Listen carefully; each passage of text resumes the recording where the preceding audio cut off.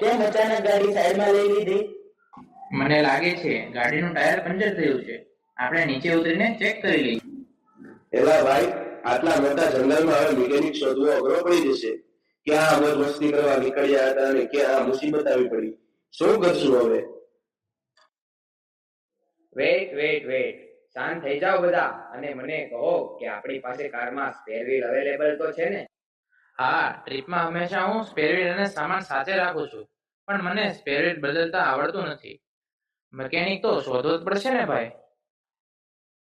તમે ટેન્શન ના લ્યો, મને વ્હીલ ચેન્જ કરતા આવડે છે. તમે હું કહું તેમ કરવામાં હેલ્પ કરો એટલે આપણે ઝડપથી જ આપણે મુસાફરી શરૂ કરી શકીએ. અરે વાહ ભાઈ, ચાલો આપણે એ કરીએ.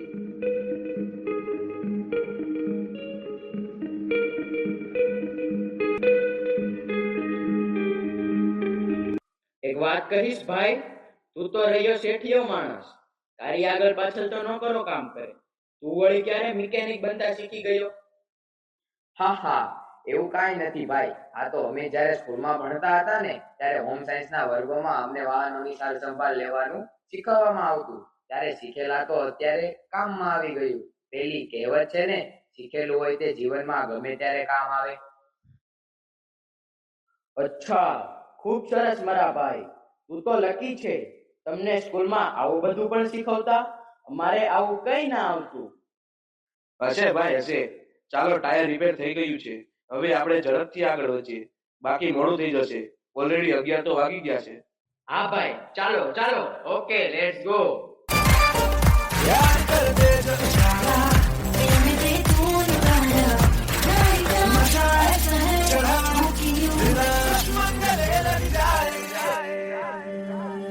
યાર, મને કકડીને ભૂખ લાગી છે અને આપણે પહોંચવામાં ઘણી વાર છે. તો રસ્તામાં કોઈ ઢાબા પર થોડું જમી લઈએ તો કેમ રહેશે? હું પણ એ જ કહેવાનો હતો. મને પણ ખૂબ ભૂખ લાગી છે. આગળ કોઈ રેસ્ટોરન્ટ દેખાય તો ઊભી રાખજે મારા વાલા.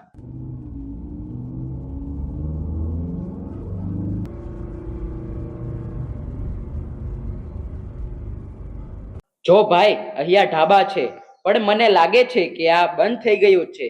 આપણે થોડાક જ મોડા પડ્યા. મારી પાસે એક આઈડિયા છે. તમે બધા ફ્રેશ થઈ જાઓ, હું જમવાની કંઈક વ્યવસ્થા થઈ શકે તો કરું.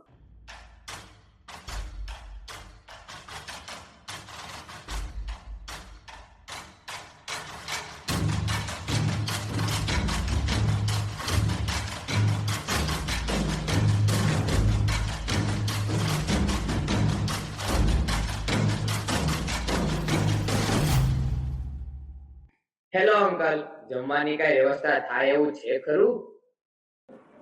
બેટા, ધાબા તો બંધ થઈ ગયું છે. મોડી રાત પણ થઈ ગઈ અને રસોયા પણ ઘરે જતા રહ્યા છે. આટલા સુનસાન વગડામાં રાતે કોઈ બસ પણ નહીં મળે, એટલે તે લોકો વહેલા જતા રહે છે. કોઈ વાંધો નહીં. જો તમે મને રસોઈનો સામાન વાપરવા આપો તો હું જાતે જ રસોઈ બનાવી લઈશ. પૈસા તમને પૂરેપૂરા આપી દઈશું. અમને માત્ર રસોડું અને રસોઈનો થોડો સામાન વાપરવા આપો. ઠીક છે, ચાલો હું તમને રસોડું બતાવું.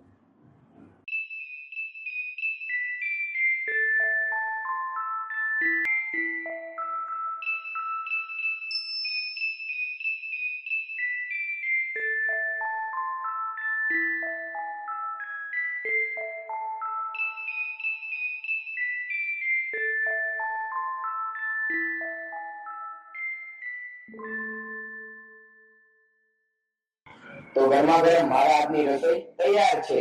મિત્રોને મારા હાથની રસોઈ માણવાનો મોકો આજના દિવસ જેવો ક્યારે મળે ભાઈ? અરે વાહ કલેજા, તે તો મોજ કરાવી દીધી.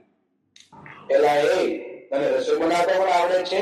તે કીધું નહીં ક્યારે. આ પણ કે તું તારી સ્કૂલમાં જ બનાવતા નથી શીખ્યો ને? સાચું બોલજે હો. You are right. અમારી સ્કૂલમાં અમને ધોરણ 8 થી જ રસોઈ બનાવતા પણ શીખવવામાં આવતું હતું. યુ નો વોટ, જેમ જેમ સમય બદલાતો ગયો તેમ તેમ અમારી સ્કૂલમાં બાળકો સ્વાવલંબન અને આત્મનિર્ભરતાના પાઠો શીખી શકે એવી દરેક પ્રવૃત્તિઓની તાલીમો અમને આપવામાં આવતી. મારા હાથની સ્વાદિષ્ટ રસોઈ પણ એ જ હોમ સાયન્સનો એક ભાગ છે. So guys, let's enjoy our dinner.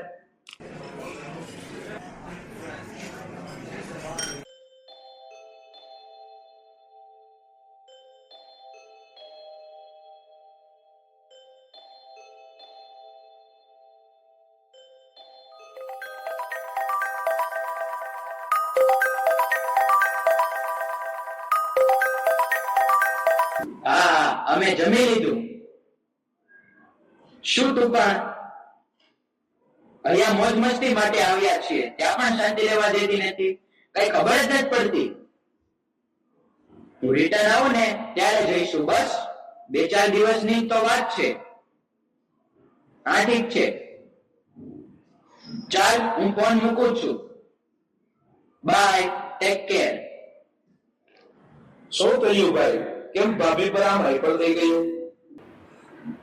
જો ને યાર, મારા દીકરા યુગને હવે સ્કૂલમાં મૂકવાનો સમય થઈ ગયો છે, તો કઈ સ્કૂલમાં મૂકવો તેની મૂંઝવણ છે. તમારા ધ્યાનમાં કોઈ સારી સ્કૂલ હોય તો મને સજેશન આપો ને.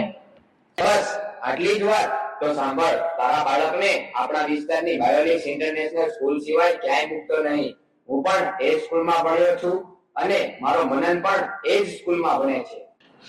તો અત્યાર સુધી તું જેની વાત કરતો હતો તે આજ બાયોનિક્સ ઇન્ટરનેશનલ સ્કૂલ? હા, આ એક જ એવી શાળા છે જ્યાં માત્ર પુસ્તકીય જ્ઞાન જ નહીં પરંતુ જીવનમાં ઉપયોગી દરેક પ્રકારનું જ્ઞાન પીરસવામાં આવે છે. બાળકનું માત્ર વિદ્યાર્થી તરીકે જ નહીં પરંતુ સમાજમાં સ્વાવલંબી, આત્મનિર્ભર અને આત્મવિશ્વાસથી રહી શકે તેવા માણસ તરીકે ચારિત્ર ઘડતર કરવામાં આવે છે. વિવિધ ટ્રેનિંગો, અલગ અલગ જગ્યા પર ફિલ્ડ વિઝિટ, સ્પર્ધાઓ, સેમિનારો દ્વારા અવારનવાર સમાજના અગત્યના પાસાઓની બાળકોને ઓળખ કરાવવામાં આવે છે. આજની ભાગદોડભરી જિંદગીમાં જે વાત માતા પિતા નથી શીખવી શકતા તેવી કરુણા, લાગણી, સંવેદનશીલતા, પરસ્પર ઉદારતાની ભાવના શાળામાં વંદન, ધાબળાદાન, દિવાળી અને ઉત્તરાયણ જેવા પર્વ પર દાન અને અન્ય લોકોની મદદ કરવાની ભાવના કેળવી શકાય તેવી પ્રવૃત્તિ દ્વારા કરવામાં આવે છે. આ ઉપરાંત રાત્રિ રોકાણ જેવા કાર્યક્રમો દ્વારા બાળકો ટીમવર્ક અને આત્મનિર્ભરતાના પાસા શીખી શકે, જેમાં રોજ અલગ અલગ ઇવેન્ટો અને સેમિનારો દ્વારા ઘણા કૌશલ્યો શીખવવામાં આવે છે. આપણું બાળક માત્ર પટપટીયો પોપટ જ નહીં પરંતુ સર્વગુણ સંપન્ન માણસ બને તેવા કૌશલ્યો આ શાળામાં શીખવવામાં આવે છે. આથી વિશેષ તો શું જોઈએ? ઘડપણમાં બાળકો લાકડી ઉગામવા વાળા કરતા લાકડીનો ટેકો બને એ જ ઈચ્છા હોય ને બધાની. સાચી વાત છે. હું પણ વિચારું છું કે યુગનું આ બાયોનિક્સ ઇન્ટરનેશનલ સ્કૂલમાં જ એડમિશન કરાવી લઉં. તો ચાલો આપણે આપણી અધૂરી યાત્રાની શરૂઆત કરીએ. હા, ચાલો.